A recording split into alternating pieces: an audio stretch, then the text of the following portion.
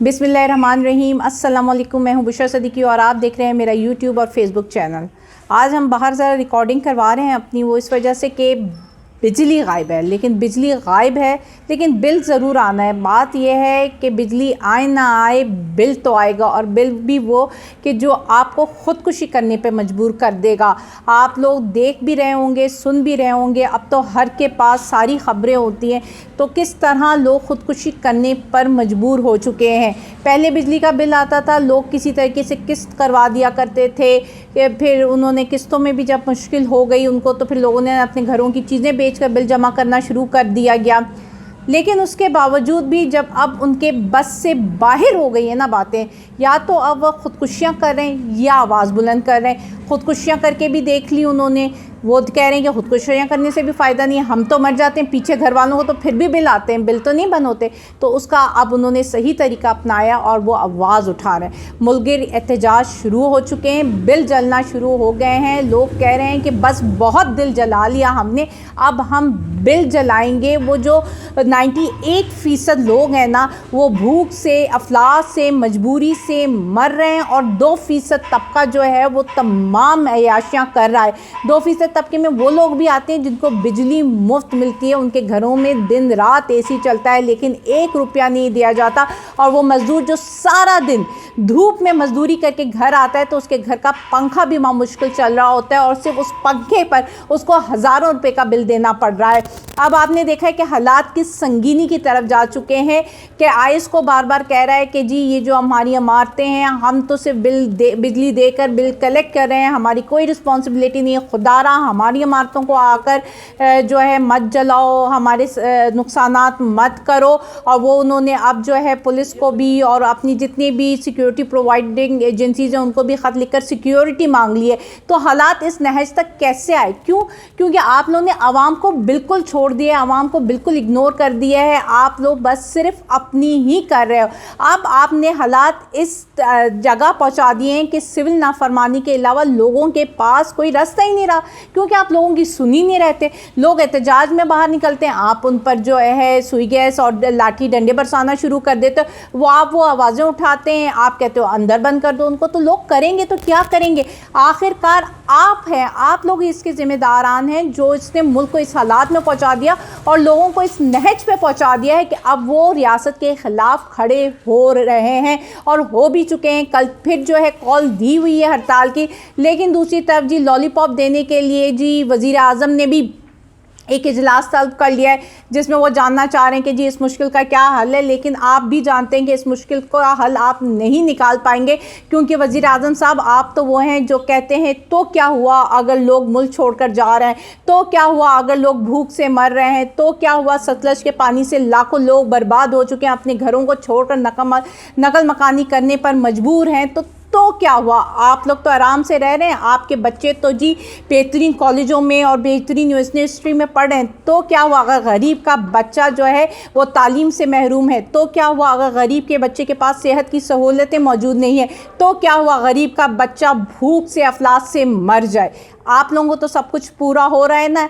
तो क्या हुआ कि अगर इंसाफ का जो निज़ाम है आप लोगों ने दरहम बरहम करके रख दिया है। आपको पता है कि आईने पाकिस्तान क्या होता है? आईने पाकिस्तान किसी भी मुल्क का एक सिंबल होता है, वो कौम का सिंबल होता है। आपने उस कौम के सिंबल की धज्जियां उड़ा दी, एक मजाक उड़ा दिया। पिछले दिनों से जो भी तमाशा चल रहा है कानून के नाम पे, वो सारी दुनिया देख रही है। अभी आप देख लीजिए कि पहले लिफ्ट में आप लोगों ने वकीलों को फंसा दिया है, उसके बाद जो है पहले दिन जो है हमारे चीफ जस्टिस साहब बड़े बरहम हुए और उन्होंने कहा कि जी दिलावर साहब के कंडक्ट पर भी सवालात उठा लिए गए। उन्होंने कहा जी 1 बजे जी फैसला दे दो, 2 बजे हम सुनवाई करेंगे, और उसके बाद सारा मामला ठप हो गया।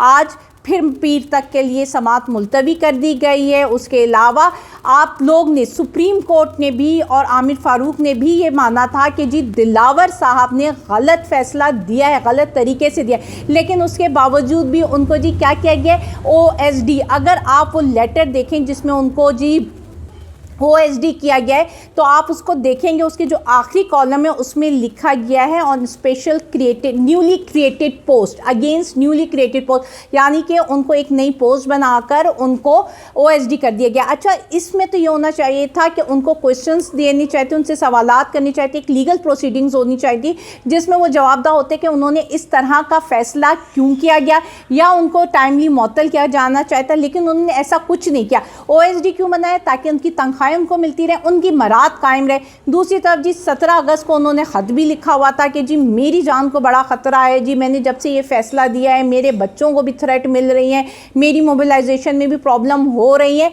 तो ये सारी जो इसे आप डॉट मिलाए ना, तो एक बंदे को प्रोटेक्ट करने के लिए कि जी उसने कहा मुझे धमकियाँ मिली है, मैंने इस कोर्ट में यहाँ पर नहीं आना, तो उनको एक खूबसूरत सी कोर्ट में, हाई कोर्ट जो कि नई बनी है उसमें शिफ्ट कर दिया जाए ताकि आराम से बैठ कर काम करें और वकला से उनकी इतनी ज़्यादा जो है या बाकी किसी से इतनी फेस टू फेस मुलाकातें ना हों, और वो सेफ़ कॉर्नर में, मतलब इन अदर वर्ड्स लवर साहब को सेव किया गया है आइन की, कानून की, सबकी धज्जियाँ उड़ाकर।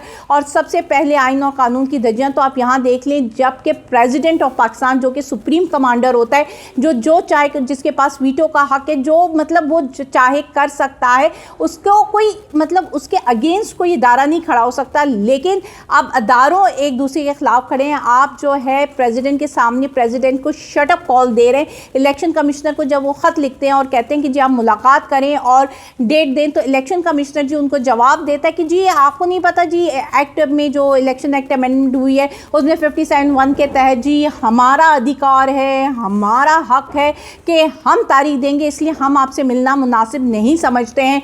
पहली बात तो ये कि लोगों को इसी चक्कर में इन्होंने लगाया हुआ है और मीडिया प्रोपोगेंडा कर रहे हैं कि जी ये किसका हक है, किसका हक नहीं है। अगर आप आइन के हिसाब से देखें तो प्रेसिडेंट आपका सुप्रीम कमांडर है, और ये जितने भी इन्होंने दर्जनों के हिसाब से कानून पास किए हैं, ये 2/3 मेजॉरिटी से नहीं हुए, इनमें कोरम पूरा नहीं था।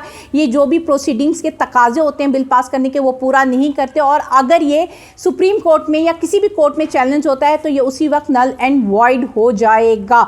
आपने ये जो दर्जनों के हिसाब से बिल पास किए ना, तो इसका जो पहला नतीजा आया है वो ये आया है कि अदारों के दरमियान तसादुम और तकरार की फ़िज़ा आपने कायम कर दी है। अब दूसरा सवाल ये पैदा होता है कि आखिरकार सिकंदर आजम में इतनी हिम्मत कैसे आ गई कि वो प्रेसिडेंट को जो है वो आगे से नो कह रहा है या शटअप कॉल दे रहा है या इनकार कर रहा है। तो आपने देखा होगा, हम पहले भी बता चुके हैं कि जी जो सफ़ीर मिलने गए थे, और उसके अलावा अगर हम आपको बताएं लंदन में भी बैठे हुए जो मफरूर और इश्तिहारी मुल्ज़िमान हैं, उनसे बड़े बड़े लोगों की मुलाकातें हो रही हैं, और उन मुलाकातों में वो लोग भी शामिल हैं जिनके साथ ये कारोबार करते हैं। उन मुलाकातों में वो लोग भी शामिल हैं जिनके जो रिप्रेजेंटेटिव हैं, पिछले दिनों पाकिस्तान जब शहबाज शरीफ की गवर्नमेंट थी, वो पाकिस्तान उन्होंने विज़िट भी किया था और उनका हमने आपको बताया भी था।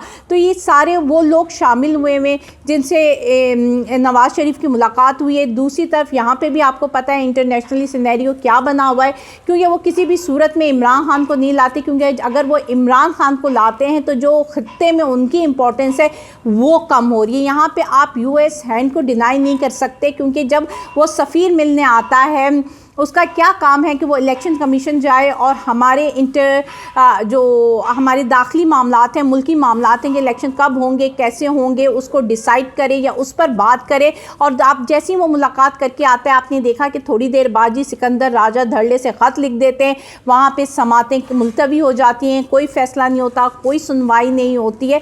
तो आप ये समझें कि उस वक्त तक ये सुनवाई नहीं होगी, उस वक्त तक ये फ़ैसले नहीं होंगे जब तक कि इन्होंने नहीं चाहा, क्योंकि इमरान खान इनके मुफादात के ख़िलाफ़ काम कर रहा था। वो पाकिस्तान के लिए कर लें, या एटलीस्ट वो शख्स था जो कि इनके ख़िलाफ़ था, या अगर ख़िलाफ़ नहीं भी था तो वो उनकी पॉलिसी, वो अपनी एक इंडिपेंडेंट फ़ॉरेन पॉलिसी लाना चाहता था।